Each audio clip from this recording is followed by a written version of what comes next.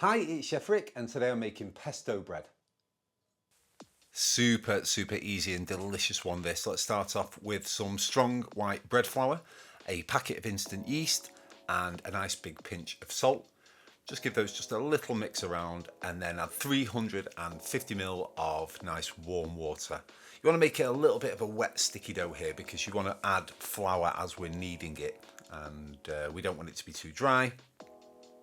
And often if you're adding too much flour when you're kneading bread, it can get really dry. So yeah, you can see that's a bit of a wet dough. Flour our hands, lightly flour the surface, and now knead it. So kneading dough, very simple. We just fold it over, back on itself, push down, back on itself, push down. Do this for about 10 minutes.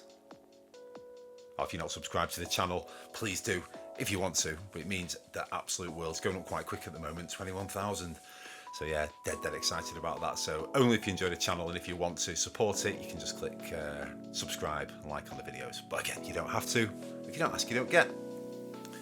So here I am, just literally adding touches more flour as and when, just till it stops sticking to the surface, and you've got a really lovely smooth ball of dough. Going to put that into an oiled bowl. Cover that with a damp cloth and put that somewhere warm for about an hour and a half. The longer you leave that, the better. And we're going to make the pesto now. So basil, basically get one of those small basil plants you get from a supermarket and pick every single leaf off it. That's about the right amount of basil. I'm going to toast some pine nuts. Look at that, my new pan, my hex-clad pan. Unbelievable. If you've ever seen any of my other videos, you'll see the state my pans were in, and now I've got these absolute beauties from Hexclad. So thank you so much for sending those. Yeah, game-changing pans. I'll do another video on those. But for now, that's some pine nuts that we've just toasted. You don't put any oil or anything else in there. And literally a nice hot pan. Going to toast those for about 2 or 3 minutes till you get that beautiful colour on them.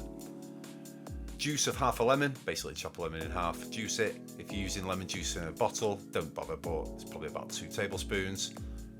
Parmesan cheese, grated. All the quantities are down in the description below. Now into a blender with the toasted pine nuts. A clove of garlic, obviously a peeled clove of garlic, nice big pinch of salt, good turn of pepper, and in with that lemon juice.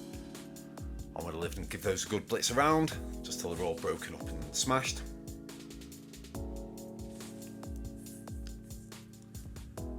And then in with the basil, lid on. But if you can take out the middle bit and slowly drizzle in oil till it all starts to combine. Just extra virgin olive oil. So it is combining, but it's getting a bit stuck around the blades. So if you might have a tool for your blender, I don't. So let's always take the plug out. Use a chopstick like this. It's a perfect tool for the job, to be fair. But yeah, always unplug it before you do anything stupid like that. Plug it back in, lid back on, and just keep adding oil now till it all starts to combine. In with the Parmesan cheese, blitz it, and now add enough oil till it's at the consistency that you want it. We want a nice smooth pesto here, but you can stop blitzing it a little early if you like a bit more texture to it. But look at that, absolutely incredible, beautiful pesto. That's made, and at this time, there we go. So that dough's been rising for about a couple of hours. Really nice, easy to work with dough this. Put it onto some greaseproof paper. Would have been better if I'd have oiled this paper before, but it was all right. It didn't really stick too much. But if you get the chance, just give your greaseproof paper a bit of an oiling. Roll it out as much as you can by hand.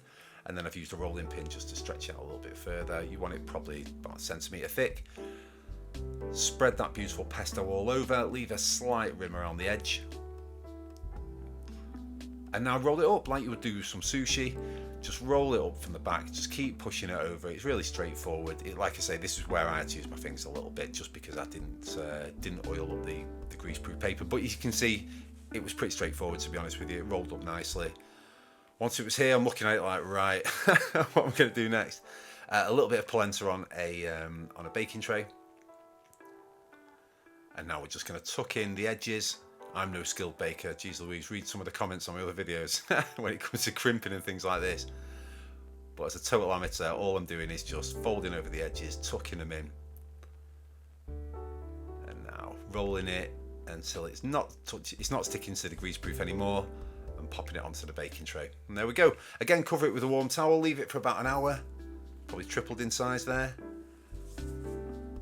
Brush some extra virgin olive oil onto the top. And put your oven at absolute max, like the max temperature it'll go on. And then just before you put it in, or once you put it in, turn it down to about 210. Let it bake for 30-35 minutes. Hardest bit of this whole recipe is leaving it to cool. You've got to let this thing totally cool. But then look at that. It's gorgeous. Kind of foolproof. Super simple. Looks impressive. You're not cutting this up or serving it to make sandwiches on. This is going to be something that you're going to be dipping. There we go. I've got some extra virgin olive oil and some balsamic vinegar.